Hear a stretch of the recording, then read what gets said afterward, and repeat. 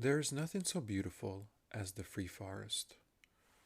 To catch a fish when you are hungry, cut the boughs of a tree, make a fire to roast it, and eat it in the open air is the greatest of all luxuries. I would not stay a week pent up in cities if it were not for my passion for art.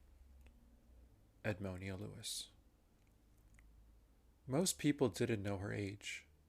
She kept those details a mystery, but no one questioned her remarkable talent.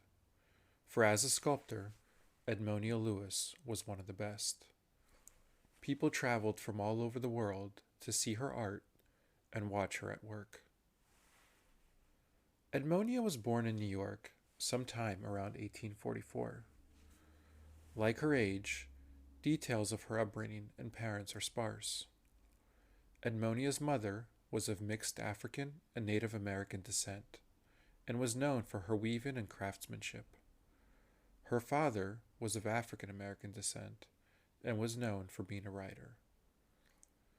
Both of her parents passed away by the time Edmonia was 9 years old. Afterward, aunts raised her and her older half brother.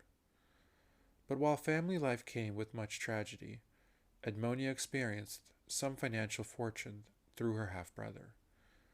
He ventured to California during the gold rush, where he struck gold and became wealthy. Her half brother used part of his wealth to fund Edmonia's education. He paid for her to attend Oberlin Academy Preparatory School and then Oberlin Collegiate Institute, now Oberlin College. But she experienced much turmoil in college. She was accused of poisoning two classmates, and while the charges would be dismissed, Edmonia was beaten nearly to death by locals. About a year later, Edmonia was accused of stealing from the college, a charge ultimately dismissed. And then came another accusation, aiding and abetting a burglary. With that, Edmonia decided to leave college without graduating. Edmonia moved to Boston, where she began working in sculpting. While her talents came with some recognition, opportunities were sparse.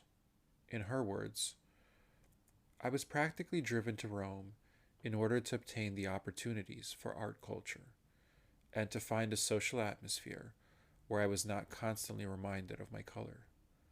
The land of liberty had no room for a colored sculptor.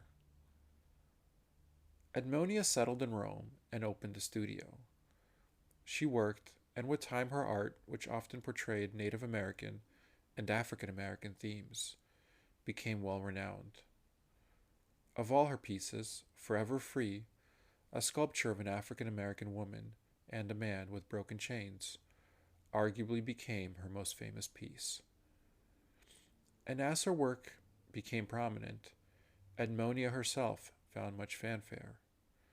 People, including numerous celebrities, visited her studio from all over the world.